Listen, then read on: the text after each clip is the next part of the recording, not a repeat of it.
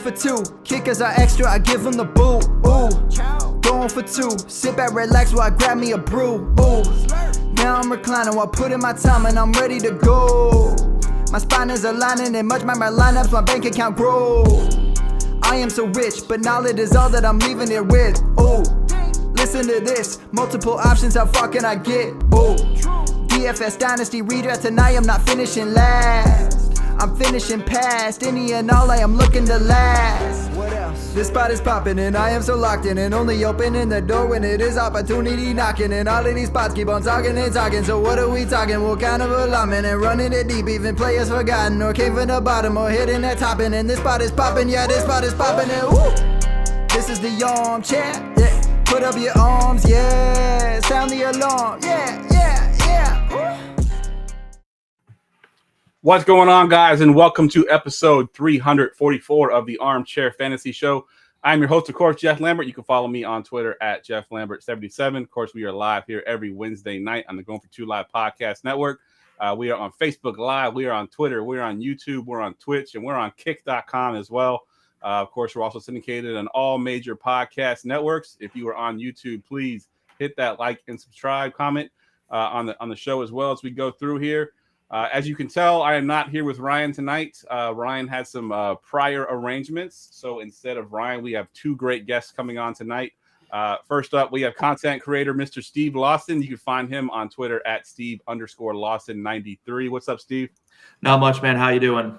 Good, man. Good. Glad to have you on. Also joining us, a guy who's been on the show quite often, Derek. He is 1/3 of the Good Old Boys Fantasy Podcast hosts. You can follow him on Twitter at GoodOldBoysFF. What's up, Derek? Oh, I am very excited to be back. Thank you for having me. Just can't wait to get going. It looks like we've got a great show ahead of us, and I'm very excited for it. Good stuff. So real quick, Steve, kind of give my listeners a real quick rundown of what it is you like to do in the fantasy space and just kind of in general, what kind of how you got into this. So I got into fantasy football. I started in fantasy baseball, and then in college, I kind of started getting into fantasy football when my friends introduced me to it, and I became obsessed with it. I am one of those avid traders in leagues. I made 30 trades 2 years ago in one of my redraft leagues. So I just fell in love with fantasy football. So I started bouncing around. I kind of worked for a couple different sites. I wrote for Fansided. I wrote for Club Fantasy. I wrote for a couple different places, and it was really, really cool doing that. And then I just kind of broke off and really just kind of did my own thing and focused my Twitter a bit more on kind of being more all around about things I care about, but fantasy football will always be at the forefront of something that I love. So Good stuff. Love to hear it. Derek, my listeners already know who you are, but go ahead and quickly, for the ones that don't know who you are, give us a rundown of what you do in the fantasy space. Absolutely. Part of the, one of the co-founders of the Good Old Boys Fantasy Football Podcast. We've been doing this thing now for about 4 years. Expert consensus ranker over on Fantasy Pros. Doing that thing, have contributed to a couple of articles over there this season as well. And then we just do our show and do our thing. And really kind of what we do is really, one of the big things that we are known for is helping folks get ready for the draft, go through and release. I think this last season was 230 individual player profile videos out there on the YouTube. We give all that stuff away for free on the YouTube channel. So that is one of the best places to find us. And our content is over on youtube.com/@goodoldboysff. Yeah, y'all grind those videos out because I'm subscribed to your channel. So I get the alert whenever y'all go live, put one of those out. It's like 3 or 4. It seems like all the time that little blinker's going off. You're putting another one out. So that's definitely awesome. Yeah, it was starting in August this year. It was 9-10 a day for all the way through August into September. We were just booking them out. So, whoa. Roger, I see your question in the chat there, and we will get to your chat. We got a segment at the end of the show for listener questions, so we'll make sure to add that to the listener questions. So hang tight, and we'll get to those. But first up, guys, I want to mention today's show is brought to you by Underdog Fantasy. Check out their best ball leagues with huge tournaments, private leagues. They also do pick'ems for all major sports. Use our promo code GF2, and for a limited time, when I say limited, I mean October 4th is the last date where you can get a deposit match up to $500. That is 5 times more than normal. It's usually $100, but right now for limited time, they're doing $500. Again, promo code is GF2. Sign up, draft some best ball teams, do some pick'ems, all kinds of great stuff. But that deal is too awesome to pass up. So if you've been on the fence, now's the time to sign up. Again, promo code GF2. We got a great show today, guys. We're going to do a couple segments that we hadn't done in a while. We're going to do Devil's Advocate. We're going to do a Bleep You Wednesday. We used to do Bleep You Wednesday every Wednesday last year. We kind of gotten rid of it, but I'm going to bring it back for tonight. We'll do listener questions, of course. And then, as always, kick it off with the nonsense draft. Attention, everyone. Let's mock draft. All right. So tonight we are drafting sitcom characters we'd want as teammates in a 4-on-4 tag team style wrestling match. It's a lot of things to digest there, but I'll kick it off here first. Steve, you got the 101 here. Where you going? I got the 101, and I loved this question. It was just so much fun to kind of sit there, and then it started to I started to take it too seriously, where I was like, oh, I need to pick really strategic people. But at the 101, I would go with Ron Swanson from Parks and Rec. I just feel like he is the perfect choice as my first tag team partner. I love it. Yeah, he's definitely on my list. That was one of the first ones I put down on my list. And I'm not a huge sitcom person, but I had to go through a little rabbit hole to try to, I've watched sitcoms. I don't watch a ton of them. So I had to really kind of do some research here to get my guys, but he was on my list for sure. Derek, you got the 102. The 102, and I've got some sneaky ones here. So we'll see if I need to, pull the rabbit out of the hat here if it needs to be to try and bulk up the team here. But I'm going to start off with Lieutenant Terry Jeffers, who's played by Terry Crews over on Brooklyn Nine-Nine, right? Get the office linebacker. So we'll rock the old Terry Jeffers. Yes, of course, his famous thing is being able to make his chest bump. Exactly. That's great. Great pick. Awesome pick.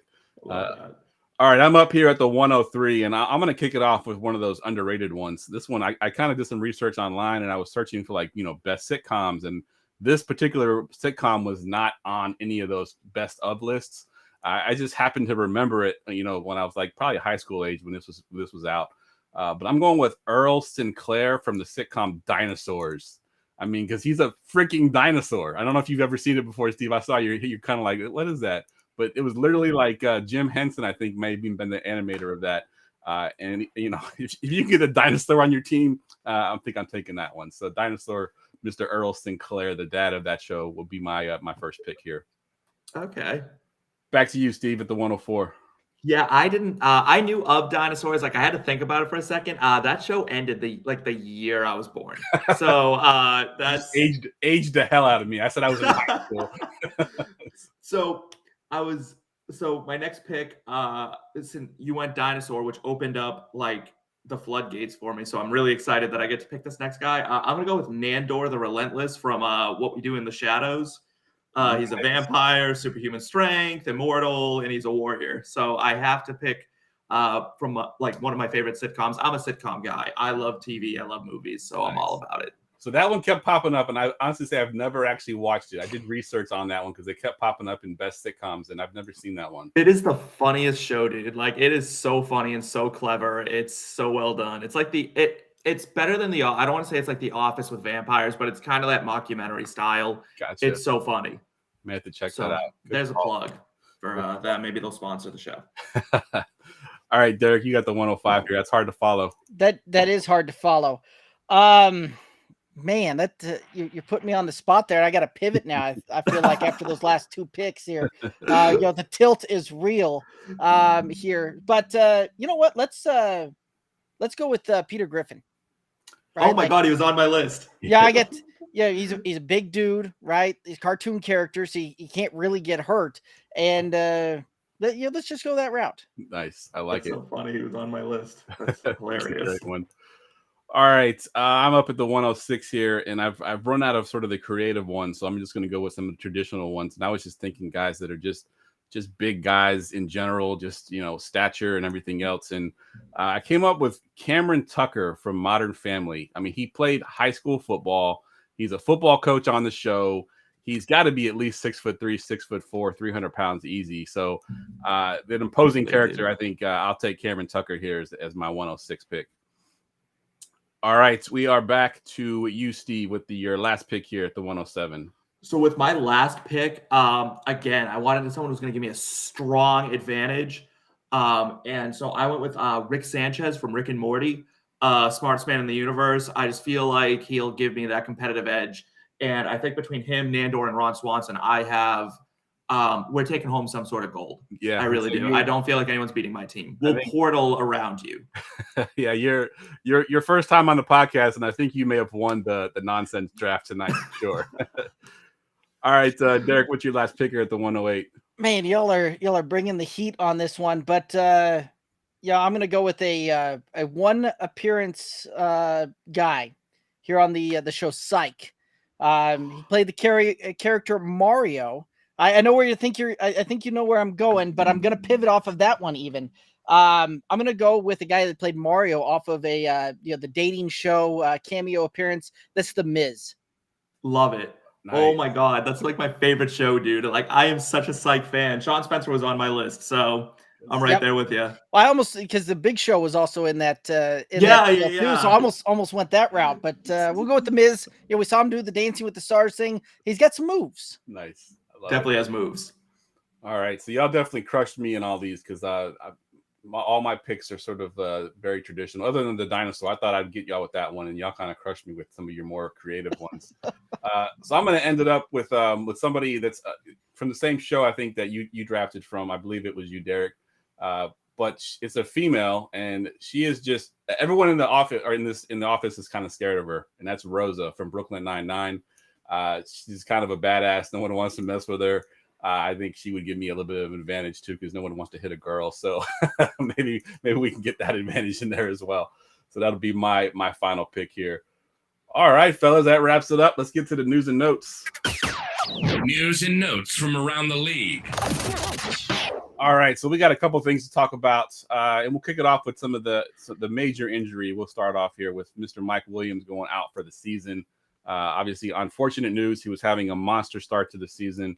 He was having a huge game too in that game as well. Tore his ACL. So my question to you, Derek, first is, what are you doing if you were a Mike Williams owner? Is it Josh Palmer? Is it Quentin Johnson? Is it somebody else you may have had on your bench? What are your thoughts on the situation here? And there's lots of ways that you can pivot on that if you're looking to stay within the Chargers there. Joshua Palmer is probably the most immediate guy that if I have to fill a hole this weekend, Joshua Palmer available in most of the leagues out there. So, he's a very strong waiver wire candidate there. And you'll probably see him pop maybe this game, maybe next game. He always has that 1 or 2 game appearance that he just has a monster blow up game for fantasy. So very well could be that. And Justin Herbert's on a tear here. But what we've seen with the Chargers here is very similar to when we saw Austin Eckler go down. This isn't one of those that they stay kind of the same formula and it's next man up and they kind of reinvent that offense a little bit on the fly, it seems. And that's why we haven't seen Joshua Kelly be a thing the last couple of weeks here. So this is one of those that it's not going to surprise me that if we see a Joshua Palmer sighting in a week or two, but long-term off of that, if I can't get the Keenan Allen, which, if you're the Keenan Allen manager, there's very little chance you're going to move off of that. I think Quinton Johnston is a better bet there. And if not, again, look into the waiver wire, looking for guys that are available. Tank Dell is another guy that I'd be looking to pivot to. And I think could do some very big things there. He's seen a couple of really good games. CJ Stroud's on a 2-game tear where he's 20 plus fantasy points, and things seem to be kind of clicking in Houston, and the chemistry seems to be real between Tank Dell and CJ Stroud. Yeah, I like that call. And your point to the offense changing too, you're right. We all expected Josh Kelly just to come in and play the Austin Eckler role, but there was no Austin Eckler role. He wasn't getting the same usage as Austin Eckler was. He looked good in week 1. We just assumed, they'll just plug him in and use him that way. And they weren't. They opened the offense up a lot more, went to the passing game a lot more. So that's a good call. Yeah. The amount of slack we got, because one of our videos we put out before the season was Joshua Kelly. If Austin Eckler goes down, don't go out and get Joshua Kelly. And after the week 1 performance, we got a ton of heat on all of our socials there, and it's been kind of crickets weeks 2, weeks 3 here. So very interesting to see. Good stuff. Steve, what are your thoughts here on this offense? Palmer, Quentin Johnson, or somebody else? Yeah, I think honestly the answer to this is going to be Austin Eckler and Keenan Allen. And I don't think we're going to see listen, you know what? Here's the thing with the Chargers is they have 2 stars and they will ride those 2 stars heavy. And if someone goes down, they're not going to look to some other schlub. And not to knock anybody, but I've been down the Joshua Palmer path before. I fell down the stupid Josh Kelly trap. It just doesn't happen. They don't want to feature mediocre players. Those guys are really there to fill out the roster and make sure there's 11 guys on the offense. They only run some of these guys out on the field because they have to, not because they want to. If they could run out 9 offensive linemen and Keenan Allen and Austin Eckler, they would. Yeah. And that's just the reality of the Chargers because those guys aren't good. They're not good players. They are slow and bad, but they're cheap. So, employ them, run them out there, and hope that they don't get in Keenan Allen or Austin Eckler's way. Yeah, I think the only one so I know that Josh Palmer is probably the short-term answer if you needed an immediate replacement. He's just a guy. He's a jag. We saw it even years past when Mike Williams and Keenan Allen were both out and he had all the opportunity. He was just average. However, Quentin Johnson, they drafted, with a really high draft pick. The upside is there. Now, do I think he's going to turn out to be Mike Williams? No, but I think he'll be given the opportunity at least at some point this season. Yeah, I don't want to knock QJ just yet. I don't want to call him a bust or anything because I still like the talent. I like Quentin Johnson coming out. Maybe he could be Mike Williams. It's not hard to be Mike Williams, honestly. If you're tall, you're basically Mike Williams. Yeah, and that's kind of fine. Mike Williams came out as someone who I thought was going to be a beast, and I don't even think has he ever crossed 1,000 yards ever. He's again, yeah, he's kind of a jag too. If he wasn't 6'4", he wouldn't be a thing. Yeah, it's a good call.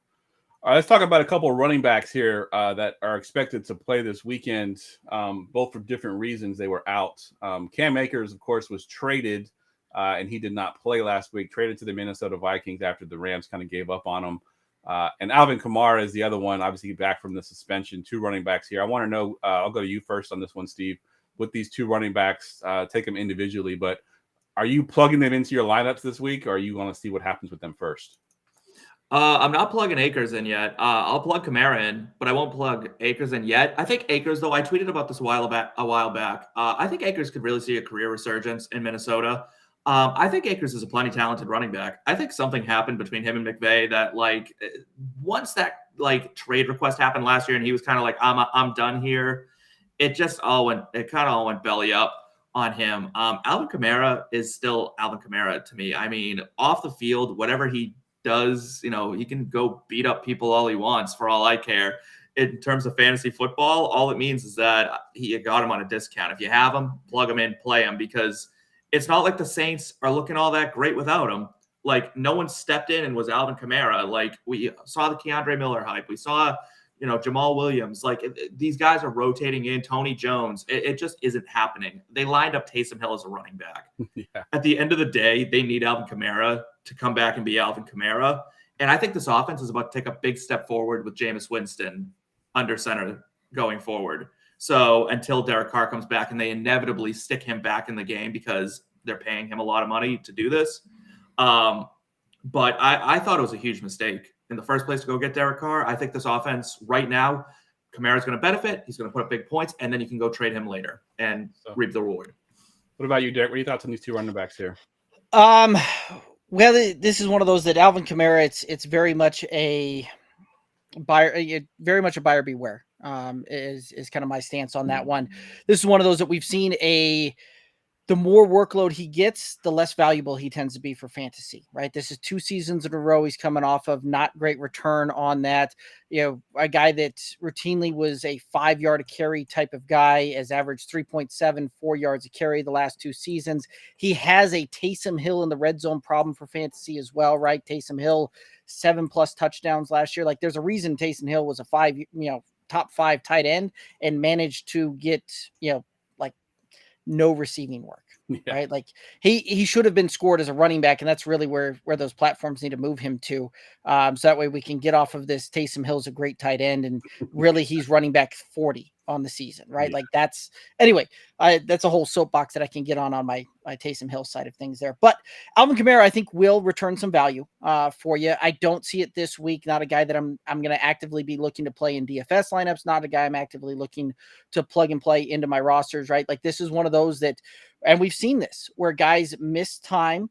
When you're suspended, you have to be away from the facility. You have to be away from that. So while he was through training camp, he went through some of that. This is time that he still missed. He's been away from the game for 3 weeks now. Been away from facilities for 3 weeks. I mean, he's not going through practice, not taking some of those hits, not doing some of that.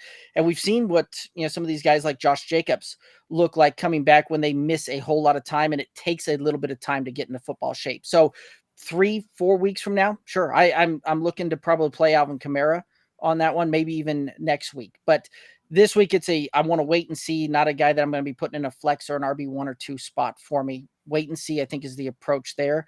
As far as Cam Akers go, this is one of those that we've at least seen him on the football field so far. He didn't look great when we saw that. And quite frankly, neither him nor Kyron Williams looked overly efficient. Kyron Williams happened to find the end zone that game to put the points up for fantasy. But again, this is one of those that I think Cam Akers, through some of his passing work and where Minnesota's going, he would be a guy, if I have to play one of those 2 guys, and that's my only option, I got to play A or B, I would play Cam Akers this week. I think Minnesota is going to be moving the ball more and be putting up more points than what we'll see New Orleans do here. New Orleans, this is one of those that I get the sentiment around Jameson Winston because he's been electric for fantasy. However, this is a guy that has routinely lost his starting job in New Orleans more than once.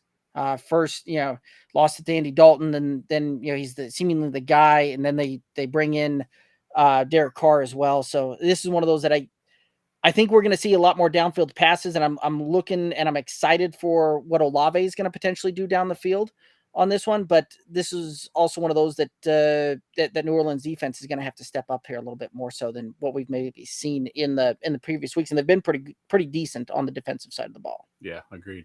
So I'm going to piggyback on that Alvin Kamara take, and Steve, I'm going to disagree with you a little bit on the Jameis Winston. I think Jameis Winston does help this offense in general. I think it helps Olave. I think it helps Michael Thomas.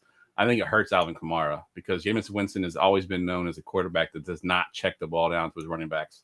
Going back to his Tampa Bay days, he never threw the ball to the running backs, and he didn't do it when he was in the starter before New Orleans. So I think if Derek Carr was the starter, I think Alvin Kamara I would probably play. I think Derek Carr's check down king. He checked down a bunch to Josh Jacobs last year, has been known as a guy that can check down to the running back a lot. Jameis Winston's like quarterbacks get in panic mode and they'll check it down. Jameis Winston is throw it as deep as I can. Just throw it up there. Whoever grabs it, grabs it. That's sort of his panic mode move, which I think helps Olave because I think he wins some of those 50-50 balls. So Alvin Kamara scares me a little bit for this week. Obviously, you drafted him. Wherever you got him, discount you got him, you probably want to start him. You've probably been holding out, waiting to start him. So you're probably going to play him anyway. And maybe he can find some room in the running game. Cam Akers, I'm a little bit nervous about him. I do think if I had him, I'm probably starting him because you probably also drafted him thinking that he would be the lead back for the Rams. So I think maybe you're stuck with, unless you picked up one of these great, free agent running backs where you got someone that you can leave him on the bench for a week. You're probably putting Cam Akers in this week, hoping that he can at least fall into the end zone. He probably splits 50-50 with Madison that first week. And I'm imagining they're probably going to play the hot hand. Whoever has the hotter hand is going to get the more carries. So it could be Madison. Maybe it's Akers. We'll see how that goes. So both of them, I think you're almost forced to play. But if you had a better option, I think I would probably steer away from for this week alone. And then maybe week 5, we'll think about putting them in. Speaking of those 2 quarterbacks, you mentioned Derek Carr and his injury and AC joint sprain. Jimmy Garoppolo also in concussion protocol, and we kind of talked about the Saints already. So let's go talk about Jimmy G a little bit. What does this do for this offense as far as fantasy goes if Jimmy G doesn't play? Derek, I'll go to you first here. What are your thoughts on guys like Devontae Adams and Josh Jacobs if it's not Jimmy Garoppolo under center? I mean, at this point, Devontae Adams is kind of quarterback proof, right? Like, yeah, we saw that where he looked really, he's just a target monster, right? And that's where seemingly if the the Raiders are going to move the ball, it's seemingly having to go through Davante Adams.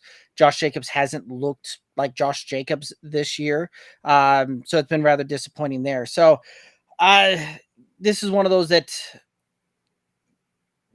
really Davante Adams is about the only Raiders player that I'd be looking to play on this one. And part of that is you're almost kind of locked into Davante Adams, draft capital you spent on that, where he's still performing at season long type of thing. Like, this is Davante Adams, a top 5 wide receiver. And it was even getting it done with Jimmy G. And I know I was expecting to see Davante Adams kind of take the step back without Derek Carr there, but it seemingly just doesn't matter.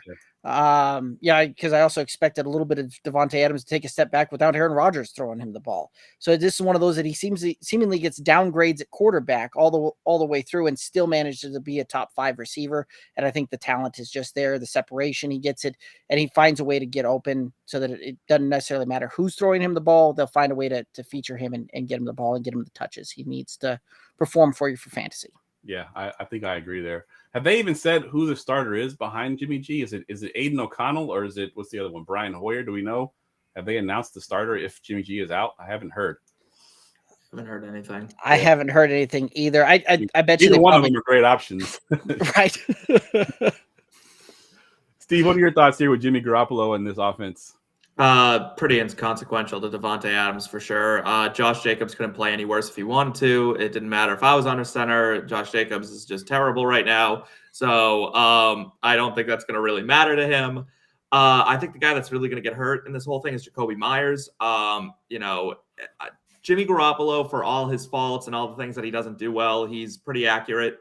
And he really likes to feature his guys, like the top receiving off, like Jimmy Garoppolo will never win you a football game, but he won't lose you a football game. He'll deliver the play as drawn up, and that's a McDaniels thing. Josh McDaniels loves guys who just run the offense. But, I mean, Davante Adams really is matchup proof. He's quarterback proof. He's matchup proof. He's weather proof. He's fire proof. It doesn't matter. He is bulletproof. He is one of the greatest receivers of all time, and it's time we start recognizing that it doesn't matter. We all downgraded him after he lost Aaron Rodgers. You're right. We did. And then we downgraded him after he lost Derek Carr. And then we're going to downgrade him again. And people will inevitably do that. And he was it Jarrett Stidham last year who he went for 150 and 2 touchdowns? Yep. It doesn't matter. And he had that year with when Aaron Rodgers went down with I think it was a collarbone. I can't think of the quarterback that came in, but he was. Was it, oh my God, was it Kaiser? Yeah. Was it Deshaun Kaiser? It was, yeah, it may have been Deshaun Kaiser. I remember or was it Brett Hundley? One of the two. One of those two, but he still had a good season that year, even without. He always does. Yeah, he always does. It just he's him. Yep, absolutely. All right, let's get to some Devil's Advocate. Let's play Devil's Advocate. All right, Devil's Advocate. If you haven't seen this segment that we've done before, we take guys that we used to do it every week, but we've only done this a couple times now. Look at a couple guys that had a hot start through the first 3 weeks that had a hot start, and we're going to play Devil's Advocate. Whether we believe that they're going to struggle from here on out or there's reason for them to struggle or not, we're just going to kind of tear those guys down. And I asked these guys to bring a couple of different players that we can talk about tonight. And Derek, why don't you kick us off here? Give us one of your Devil's Advocate guys for tonight. Yeah, at this point, it's Miami running backs. Miami Dolphins running backs, right? Like, this is one of those that, again, right, you saw a historic performance. You've seen a lot of really, really good things out of them so far, right? Devon Achane with the coming out party here in week 3. I get that he took some snaps here in week 2, but really the debut happened in week 3. But Raheem Mostert's been looking like Raheem Mostert of old. But this is one of those that we will eventually see. And I think what we're going to see is we're going to see this move to a 3-headed backfield when it's all said and done, right? Whether that's with Jeff Wilson Jr., whether that's with Savannah Med, it doesn't really matter at that point, because I think the way that this offense wants to run with 3 running backs and ultimately who kind of has the hot hand.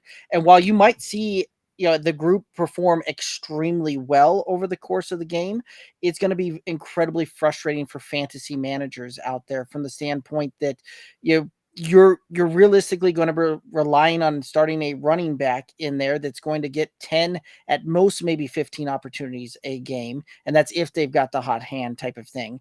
So it's one of those that from what we typically see out of the running back position, volume is king on that one. And these guys are going to inevitably just not get the volume that's needed for that one. So that's one of those that I don't see that them being able to sustain this pace and sustain what they've been able to do. The flip side of that, again, right, playing devil's advocate to the devil's advocate here. But the flip side of that is that they're all one-touch players that they can break open an 80-yard run on one and really, they can make something happen in one opportunity per game, and you have a decent showing there. But again, that's not necessarily something that I'm looking to start, tried and true for my fantasy roster week in, week out. You mean these guys won't score 4 touchdowns a game the rest of the season? They might. That Miami offense is something else there, but I have a hard time believing that that's going to be a sustained pace, and we're going to see Raheem Mostert continue to put up 5.9 yards a carry, and we're going to see that. I think we're going to see these guys fall back more towards what we've seen their historic averages be, or what the average for the position is. And I think we'll see these guys ultimately end up closer to the 4 to 4.5 yards per carry, and come down off of that 5+ yards a carry. Nice. I like that one. Steve, what you got for your devil's advocate? Yeah, well, I just had one of mine stolen, but I have extras. I'm gonna go with Kyren Williams out in LA. That guy, he's honestly, his efficiency isn't good, and he's very touchdown dependent. He's kind of just benefited from the fact that he's fallen into the end zone on a couple 1-yarders, and he's getting a lot of catches that are going to dissipate once Cooper Kupp comes back. There's only so many targets to go around a game, and with the rookie sensation Puka out there, he's going to gobble up some. Cooper Kupp's going to get his, obviously, right, is 10 to 15 a game, and that's going to leave very little for Kyren Williams. And I wouldn't be surprised if, and put me down as saying this, when Jonathan Taylor gets traded, just wait when it's to the LA Rams. Yeah. And so Derek stole yours, and then you stole mine because I had Kyren Williams as well on my list. Surprisingly, he is currently RB5 in PPR leagues, which is insane to think about. And his schedule upcoming too, in addition to what you just mentioned, his efficiency not being very good. He has the Colts, he has the Eagles, he has the surprisingly good Cardinals defense all of a sudden, the Steelers and the Cowboys, all defenses that you don't really want to have a running back against. So tough sledding going to be ahead here pretty soon for Kyren Williams. But since you stole that one, I'm going to go with another running back, since we're going with all running back theme, it seems, through this first run. I'm going to go Jerome Ford at RB. He's RB11 currently.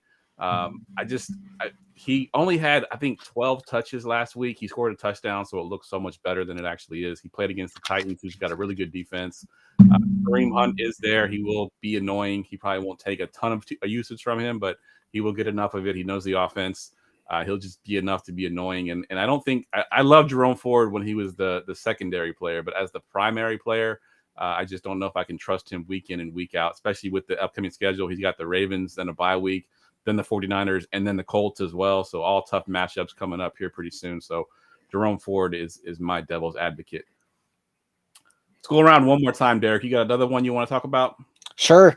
Yeah, we'll I got another one. As far as Jerome Ford goes, like once you get to that past those like next 3 matchups, so it does open up there a fair bit for him. Yep. And as much as most folks are wanting to talk about the Kareem Hunt eating into it and all of that, I think we'll see again, Kareem Hunt's going to be a spell back, and we're going to see 10 opportunities a week type of thing. So I think you're right, though. I think over the next 3 weeks, he's going to be a tough go of it, but he's a guy that, potentially towards the back half might be maybe a look at and a buy low after these 3 weeks. So agreed.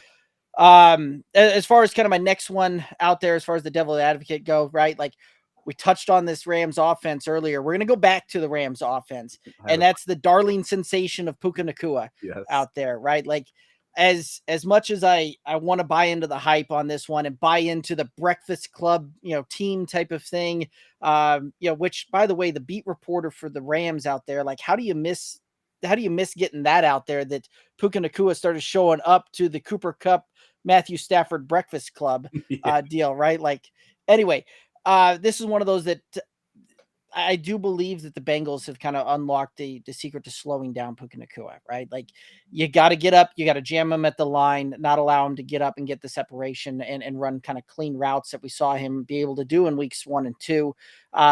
Weeks 3 got a little bit hairy. And if you were starting him in week 3 there, really until you got that long pass towards the at the end of the game there that kind of set up that field goal and all that, like until you got that, you were hurting for your fantasy matchup there, because this was a guy that you probably started over a lot of other wide receiving options, and until that one play happened, you were in kind of dire straits there. So kind of saved that day and saved the performance there with that one. This is one that I think we may have seen that figured out a little bit. 2, I do think we see Cooper Kupp come back there, and this is one of those that with Cooper Kupp back there, I don't see a world in which we see Puka Nacua getting 15 to 20 targets a week. This is one of those that we probably see him getting targeted far more like what we just got done seeing in this Ram game, where we're going to see him get a lot more in the like 6, 7, 8 type of targets on that one. And so not going to be surprising to see him put up a stat line at the end of the day, 5 for 70 and maybe a touchdown. And we're going to see a lot of, middling performance on this one, wide receiver 2 to wide receiver 3 over the back half. Yeah, I like that one a lot. And I actually was sort of buying into that whole narrative there. And I traded him in my dynasty league for a first-round pick. So I'm happy. I think he'll be a good player going forward. I don't think he's going to fall off the map by any means, but the player that we saw in those first 2 weeks is not the player that he is. If you look at his athletic profile, he's not very fast. He's not very athletic. He's not very shifty. He just happened to get 15 targets a game, which, I think I could probably catch, 6, 7 passes if he kept throwing the ball to me. So I think he's a good player. I think he'd be a solid, PPR guy. He has yet to score a touchdown yet. So I mean, that's another thing you got to look at too. Is he going to eventually find the end zone? So I think I agree with you on all those points there. Kendrick Bourne of the Rams type of exactly, deal, right? Exactly. Steve, you got another one you want to talk about? Yeah. And this we're gonna wind up coming back to this guy in a minute here, but Brian Robinson Jr. Out in Washington. Again, it's I hate to be like this guy, but like this dude's not good. Like I hate to like rob everyone of like the feel good story of him, but like, and this might be like the hottest take going, but if that man didn't get shot in the leg, he wouldn't be starting. Like that's the bottom line. Like he's starting because it was a good story. It was a good PR for a team that needed good PR. And he's a sub 4 yards a carry guy. He's not a good receiver. He's not a good runner. He doesn't break a ton of tackles. He doesn't break away speed. What is he? You know who he is? He's a worse David Montgomery. Like that's what he is. He's not good. Like good thing that Ryan's not on this podcast because Ryan was loving Brian Robinson all offseason. So he's not a good player. He's just not a good player. And he never was a good player. Like, and that's the problem. Like, now listen, when I say he's not a good player, I want to put this out there right now. I am not saying he's not a good player comparatively to the average human being. But in the NFL, because I get more crap for this. People are like, so you think you could do better? No, I don't think I could do better than him. He's infinitely more athletic than I will ever be. However, in terms of the NFL, he's not good. You could plug Ezekiel Elliott in, the corpse of Zeke, and get the same production. He's not good. I love it. All right, good stuff. All right, so y'all took all the ones I had left, so we're going to go ahead and just jump right into the next segment here. Prop bet of the week. All right, so we're going to pull up our underdog prop bets here. Hold on one second. Let me get the screen share up. All right, again, guys, if you missed the first part of the show, for a limited time right now through October 4th, they are matching up to $500 with our promo code GF2. So if you have been on the fence about joining, now's the time to do it. $500 is a big chunk of money. All right, Derek, why don't you kick us off here? Who are you going with for your first leg in this pick 'em? First leg, we're going to find out early on how we're going to do on this one. So we're going to take the Thursday night game here, and the kind of the darling at the tight end position, guy coming out of nowhere, seemingly, at least for me, when it started off this season. Actually, I like yours a whole lot better here, but I've been looking at the fantasy point production on this one. I think that this is a much more kind of grinded out, grimy type of game than what we might be used to seeing here. In this kind of matchup between the Packers and the Lions. So I'm going to take Sam Laporta to go lower than his 8.95 fantasy points. Spicy. I think this is one of those we see him get, call it 5 receptions for 47 yards. Nice. And it is half point PPR and underdog. So that does affect Correct. it because funny because he was my first pick this year in week 1. And I took him lower on, I think it was 3.5 receptions, thinking rookie tight end. The hype is all there. Of course, he goes out and has 6 or 7 catches, so it ended up killing me. But great pick for sure. All right, Steve, what you got for yours here? We're also going to get mine out of the way early, and we're going to go back to that Lions-Packers game, and we're going to go to the sun god himself, Amon-Ra, but I am a bit more optimistic. I like to think of myself as an optimist in this world, and I think Amon-Ra is going to go over the 6.5 receptions. I think in a Thursday night game, you simplify the offense, and when you simplify the offense, that means you run it through your stars. And Amon-Ra St. Brown is surely a star. So he will go, I'm looking at double-digit receptions for Amon-Ra St. Brown. Over the 6.5. I like it. And I love Amon-Ra St. Brown. So we got 2 Thursday night players. All right, let me let's see. I got to pick another team because we already got 2 from Detroit. So I already had Kenneth Walker queued up here. So I'm going with Kenneth Walker, who plays on the Monday night game. So we got to wait for literally the entire weekend to find out if we hit or not. Kenneth Walker, I'm going higher than his 64.5 rushing yards. Kenneth Walker has been a guy that I've been pumping up all offseason. I was not buying the Charbonnet takes 50% of the workload. I thought it was Kenneth Walker's job to lose, and he has done nothing but continue to keep that job. I think against the Giants on Monday night, he will put up on over 100 yards. So 64.5 seems like way too low of a number. So give me Kenneth Walker over 65.5. Just to recap what we got Sam Laporta going lower than 8.95 fantasy points. We have Amon-Ra St. Brown going higher at 6.5 receptions, and Kenneth Walker on Monday night going higher than 64.5 rushing yards. Let me drop my $5 on that and then confirm my location, and we should be good to go here. Make sure it goes through this time. Last week it didn't go through. I had to click it 2 times. All right, it's giving me the error message. So we're gonna do that after the show. I'll make sure to lock it in after the show. It's telling me my location's not being able to be found. So I'm gonna leave that on screen. All right, fellas, let's get to some listener questions here. We got quite a few. I want to get to the one that was in the chat earlier. I don't know if Roger's still tuned in here. Let me bring it up on screen. It's a big one. He says he wants to trade for Jamar Chase. How does this offer look? He's got Jamar Chase and Sam Laporta for Calvin Ridley, Devon Achane, and then Miles Sanders or Rachaad White. What do you think of that trade there, Derek? Chase, Laporta for Ridley, Achane, and then Sanders or Rachaad White.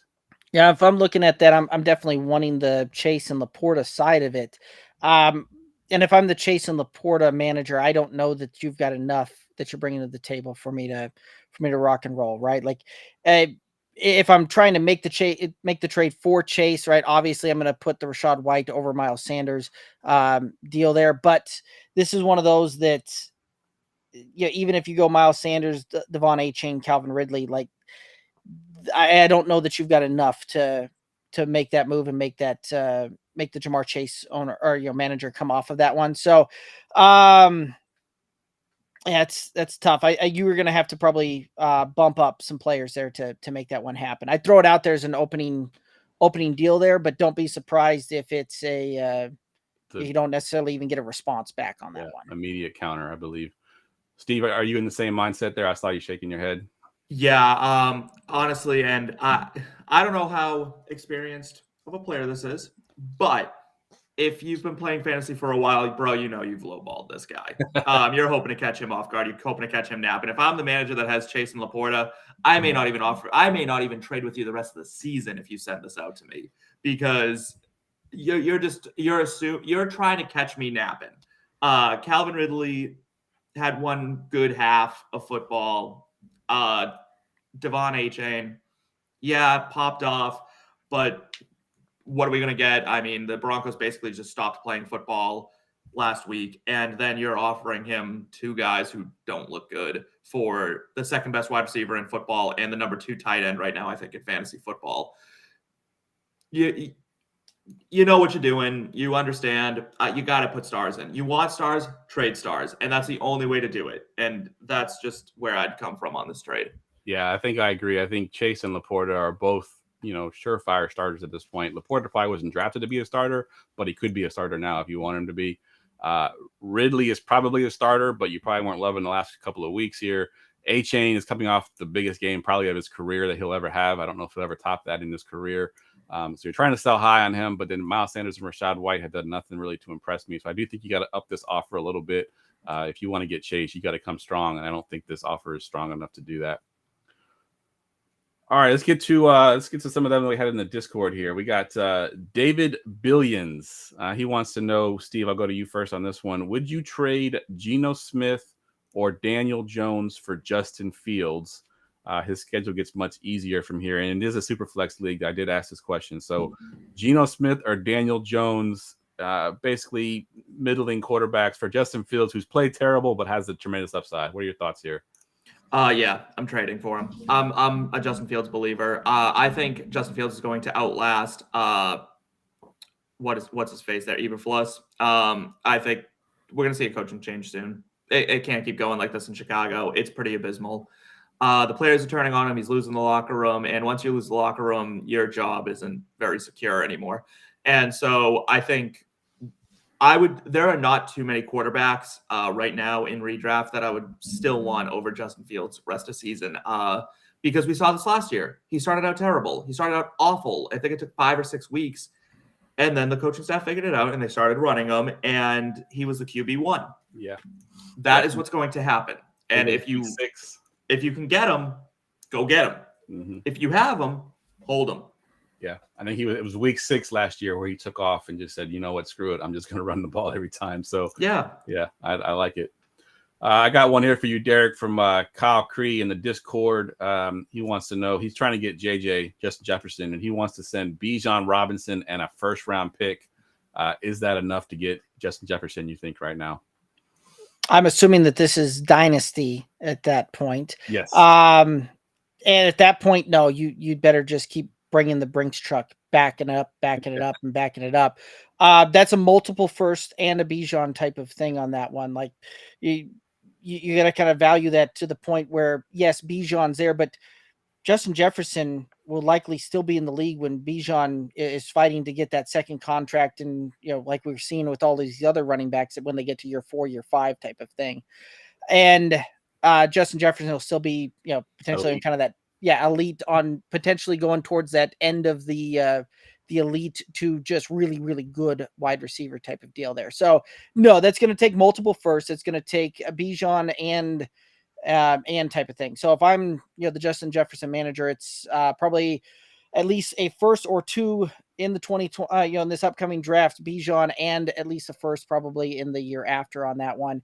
And the first have got to be top 5 type of picks. At least one of those has got to be a top 5 pick in this upcoming draft class. Yeah, I agree. I think JJ is at least a 3 first-round guy, if not more. So Bijan counts as 1 first. You got the other first already in there. You got to give at least 1 more first in there, and it has to be one that's projected to be fairly high.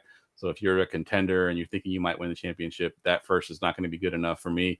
I think I agree with you on that one.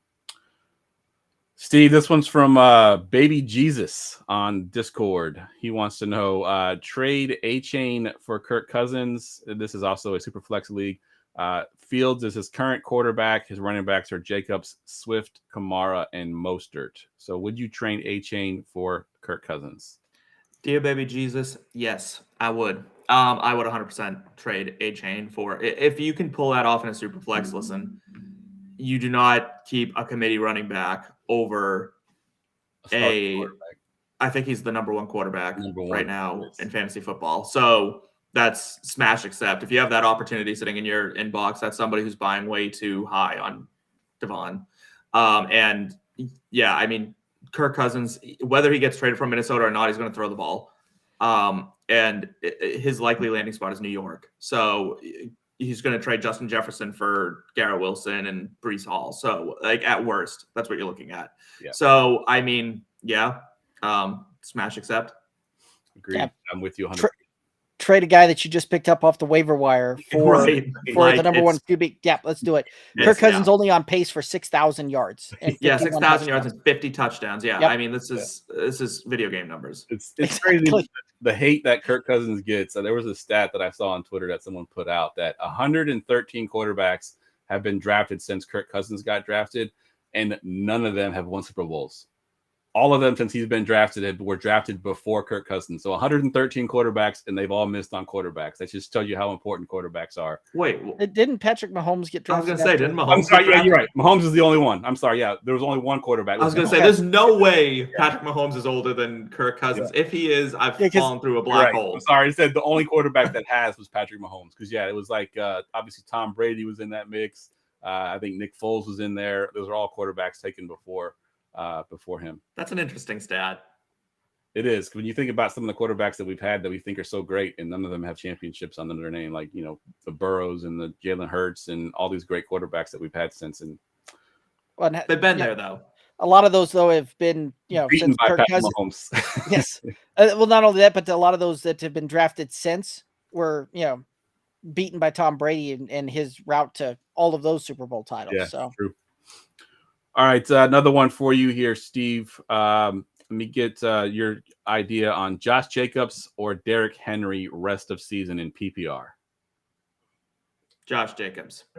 No question. Derrick Henry's the wheels are coming off. Yep. It's done. Listen, Derrick Henry is a very good player. He's still a good running back. He's a good running back, but he's not Derrick Henry anymore. That offense is terrible.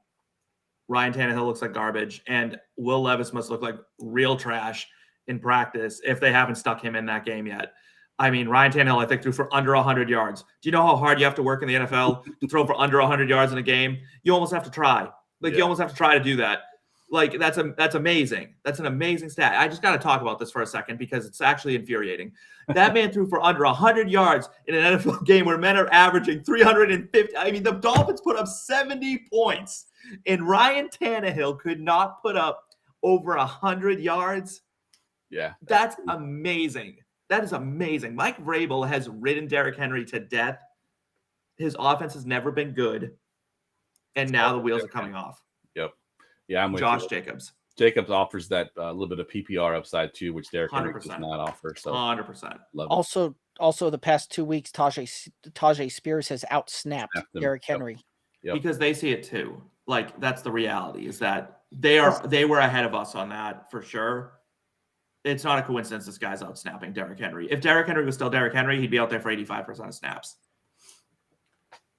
All right, Derek, I got one from Ken. Full PPR. I guess this is the sit-start question here. Chris Godwin or Tutu Atwell, who has surprised the hell out of me with his usage and the way he's playing. But so Godwin or Tutu, who you got here? It's Godwin, and maybe that part of that is just the fact that it's name power there. I'm just not a believer in Tutu Atwell. So you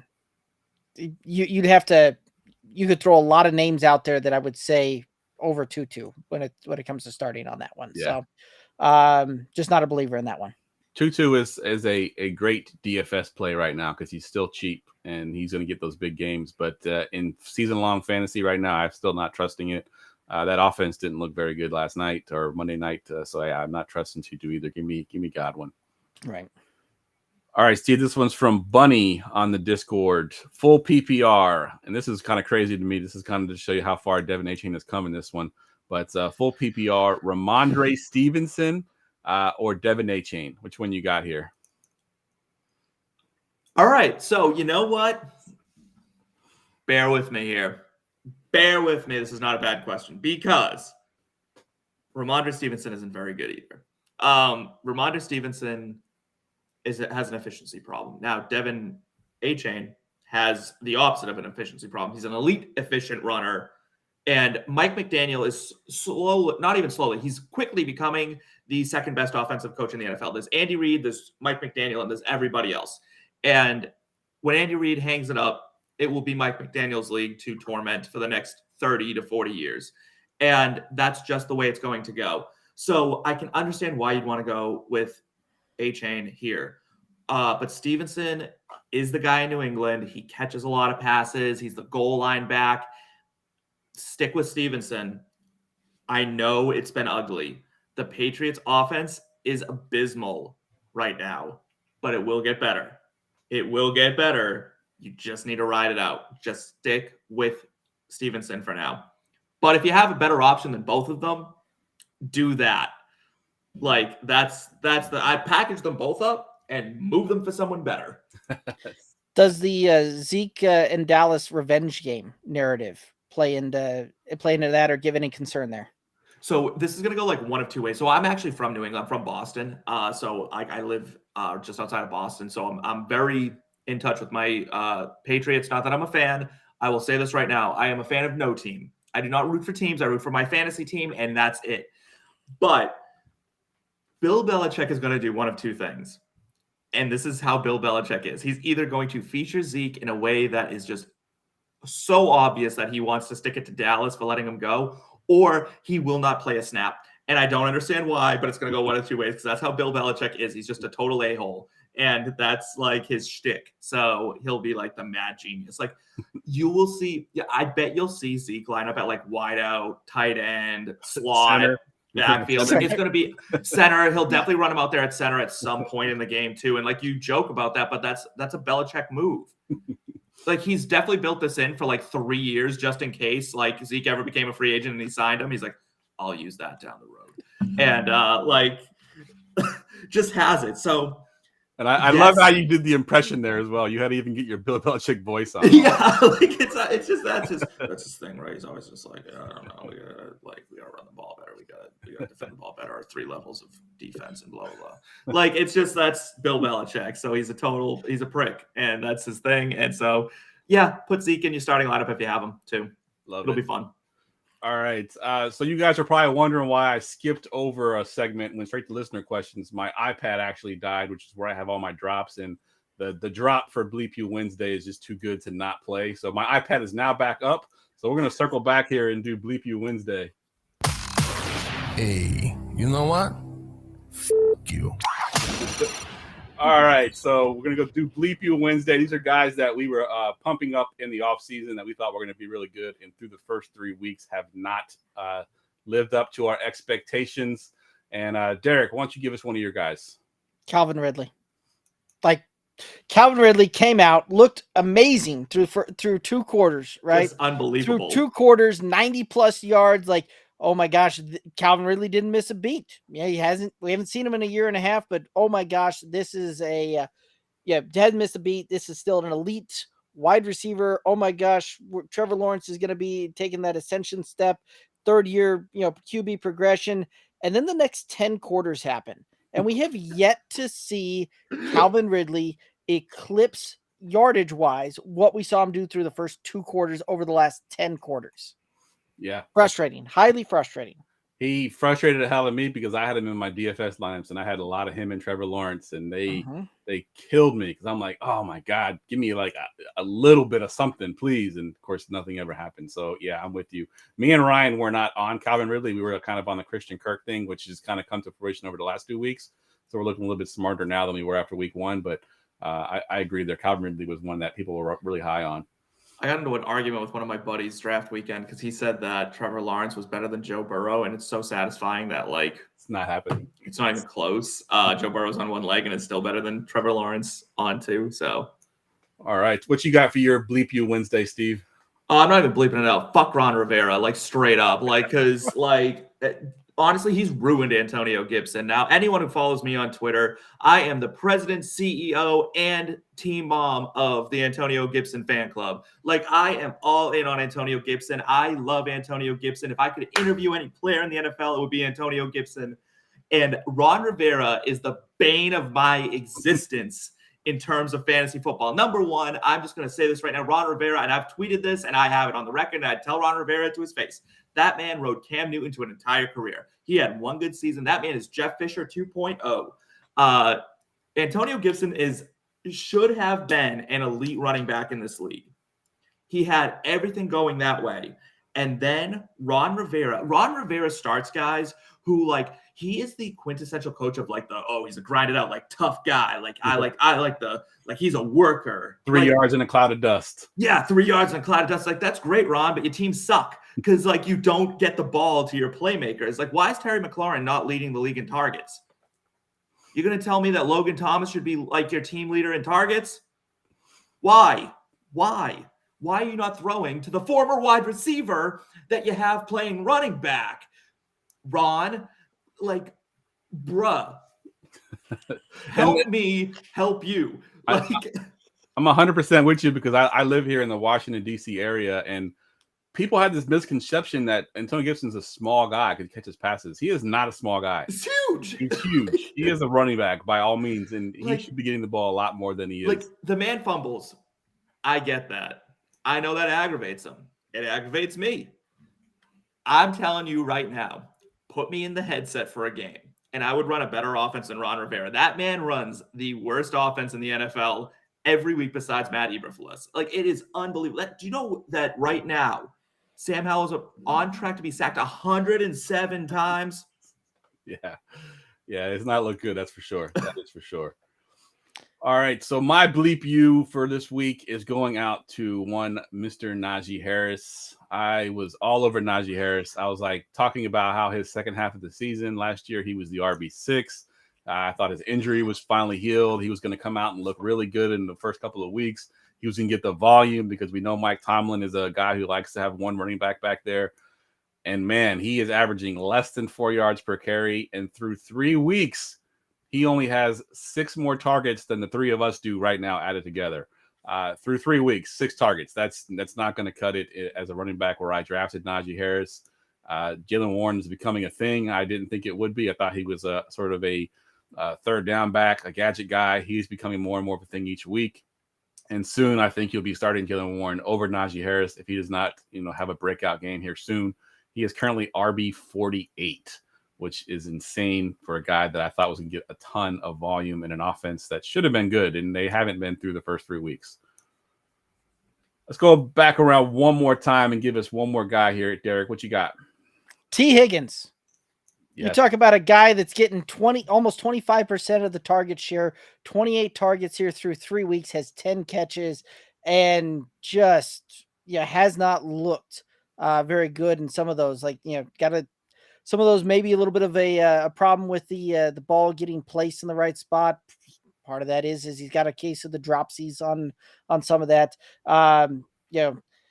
But yeah, so T. Higgins through the first couple of weeks here when we're looking at it, and the guy that should be well inside wide receiver 2 territory is not even inside wide receiver 3 territory at this point. And I don't know what the formula is to get him back on track, but very much looks like Joe Burrow is just going to try and feed Jamar Chase and then feed Jamar Chase. And then the recipe is we'll give the ball to Joe Mixon a little bit and feed Jamar Chase some more. So this is a little bit of a tough sled there. Yeah, that's tough. And I love T. Higgins. And I was a little worried about him because they had him as a top 12 receiver.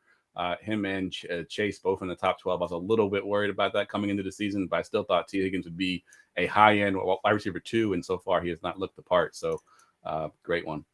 T. Higgins and Antonio Gibson doing their best Clifford Franklin impressions from the replacements. Nice. Yeah. Good stuff. 100%. Great reference, though. Fantastic. Steve, what you got for yours?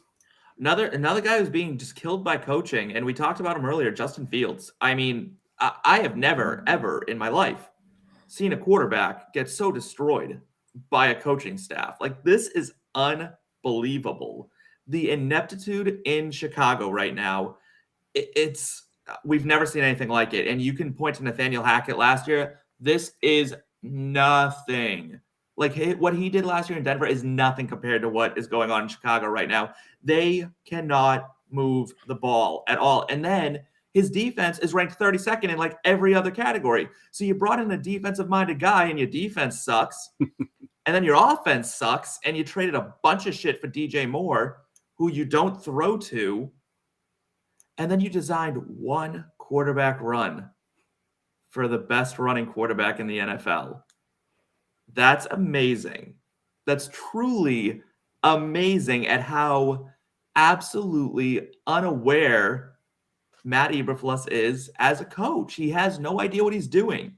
He cannot call a game. His offensive coordinator cannot call a game. When I fire him, if I was the owner and GM, and I would fire the GM just for even thinking of hiring that guy, I'd bring in a whole new coaching staff. I would bring in a whole new coaching staff because it can't get worse.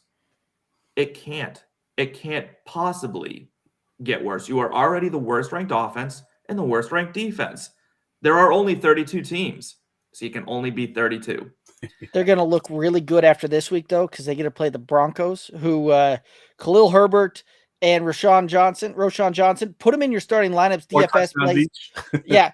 This is 2 weeks in a row. Denver Broncos have given up RB1 on the week. First, it was Brian Robinson. Then it was Devon A-Chain. And Raheem Mostert was running back 2. Wait till they throw it 50 times, though. Like, that's right. What I'm saying. This guy can't feel a game for shit. I mean, it's unbelievable. Like, this guy is the worst coach I've ever seen in my life in any sport, in anything. And I'm counting Little League. I mean, this is unbelievable. Like, I mean, this guy is really, I mean, I cannot stress enough how unfit this man is to coach the game of football.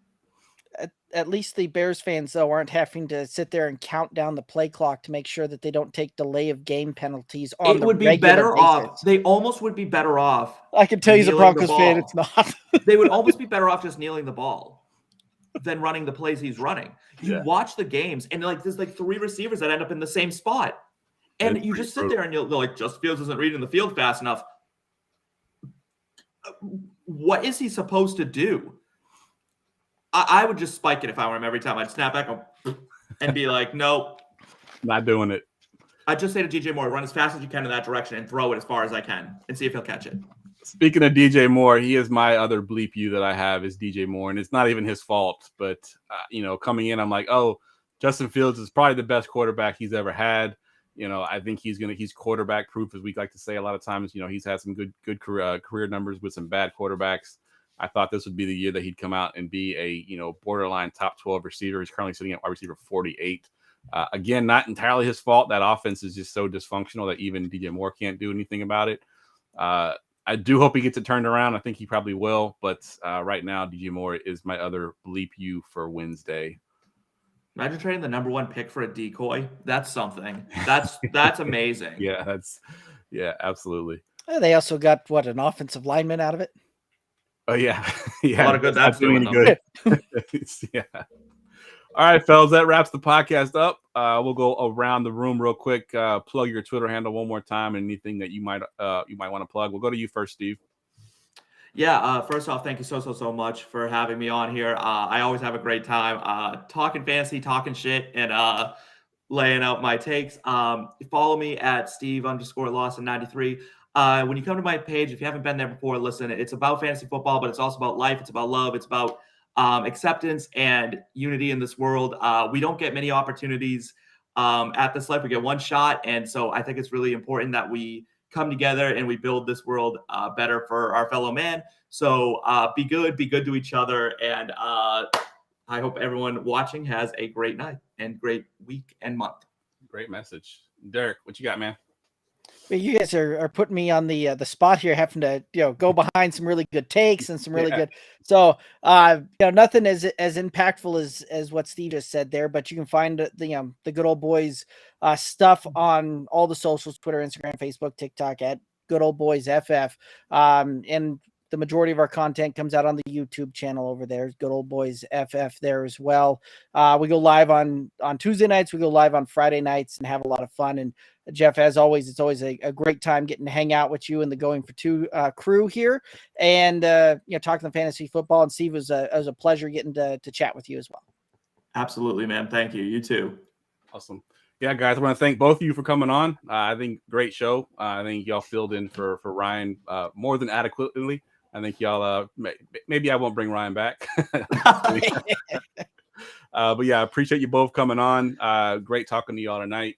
As always, guys, you can follow me on Twitter at JeffLambert77. If you have not checked out the Discord for Going for Two, it is always popping in there. You can just find that in my Twitter profile. The Discord link is there, or you can go to goingfor2.com and find it there. And again, I cannot stress it enough, guys. Use that promo code GF2 for Underdog Fantasy.